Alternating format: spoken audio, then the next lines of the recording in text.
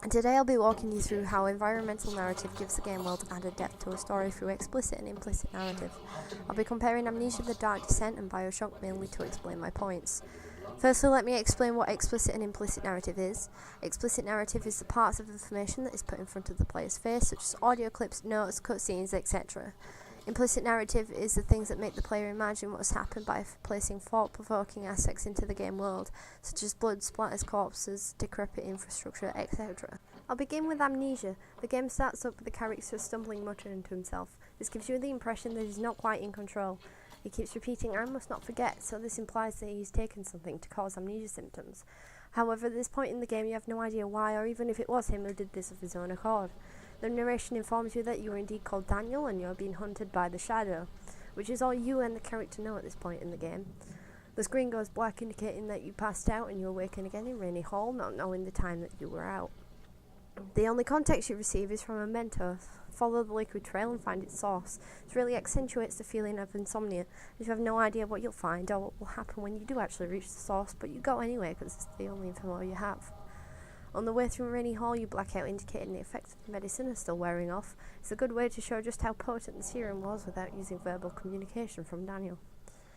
Once you get through the hall, you hear footsteps indicating you are being followed by something, and not long after, the walls begin screaming at you, which incites an audio response from Daniel of pure terror, meaning that this is something the serum did not let him forget. The event scares Daniel so much he starts losing consciousness, which will happen throughout the game if your sanity gets too low.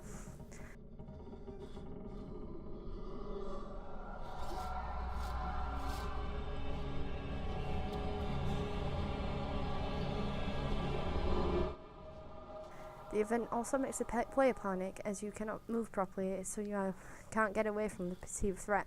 This is a good introduction to the Shadow and increases the player's tension level. Upon reaching the end of the trail, you receive confirmation that you were indeed being followed, and that you were the one who took the drink, but you still don't know why, which lets the player imagine all sorts of awful scenarios, which increases the paranoia level drastically. You are also introduced to a new character, the bad guy, Alexander of Brennenburg, who you are told by yourself to kill in the Inner Sanctum. You are told that there is no way of fighting the Shadow, which gives the player a feeling of helplessness, and means that once they encounter an enemy, they won't try to attack, but will hide or escape instead. Having the narration over the letter creates more of an immersion to the story in it, as it adds emotion and makes the player more interested in what the note has to say. 19th of August, 1839. I wish I could ask how much you remember. I don't know if there will be anything left after I consume this drink. God willing, the name Alexander of Brennenburg still invokes bitter anger in you. If not, this will sound horrible. Go to the Inner Sanctum, find Alexander, and kill him. His body is old and weak, and yours young and strong. He will be no match for you.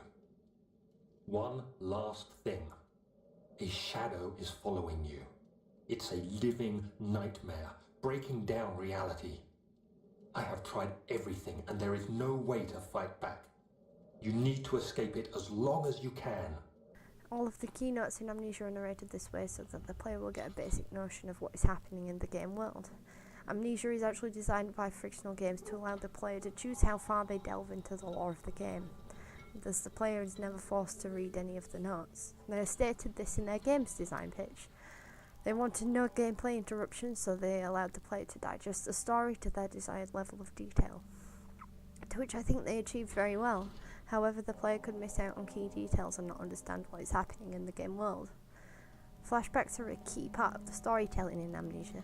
Once you get to the first hub, you are met with a flashback of Daniel and Alexander talking about the refinery and the Inner Sanctum. This gives the player an idea on where they need to be going, and lets them know that they'll be going through the refinery without actually giving them a big arrow saying, "Go that way, that's the way." This is also an aspect of narrative in Bioshock. It is showing memories of Jack which have been suppressed, which makes the player wonder what has actually happened to Jack and why he's been here before. So it's done for different reasons rather than a pointer as to where to go. It's used to create mystery and depth to the Bioshock world, making the player understand that they don't actually know everything, and there's something more going on than initially thought. Bioshock is very good at continuity. From the beginning of the game on the present, you see the phrase "would you kindly," which is repeated throughout the game, usually verbally but sometimes visually. You find out right at the end of the game that this is the phrase used for the victims of their brainwashing, gets the person to do whatever they are asked.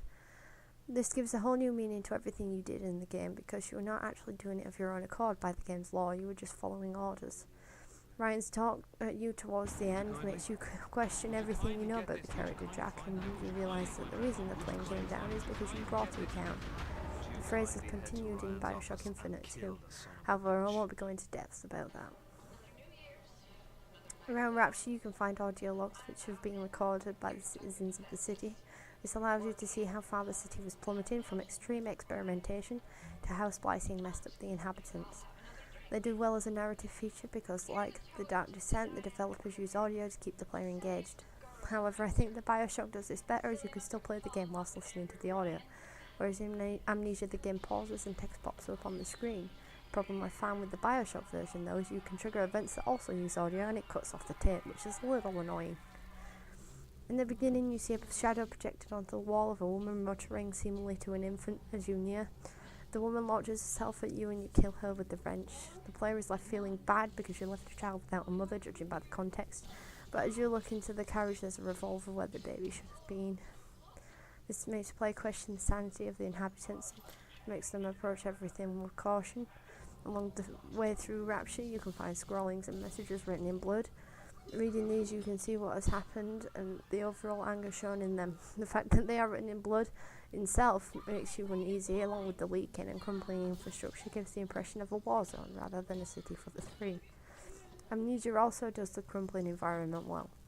You will find out through a flashback that it is the shadow that has caused the crumbling building, and as you progress through the game the structural integrity gets worse, indicating that the shadow has more and more power and is getting closer to you.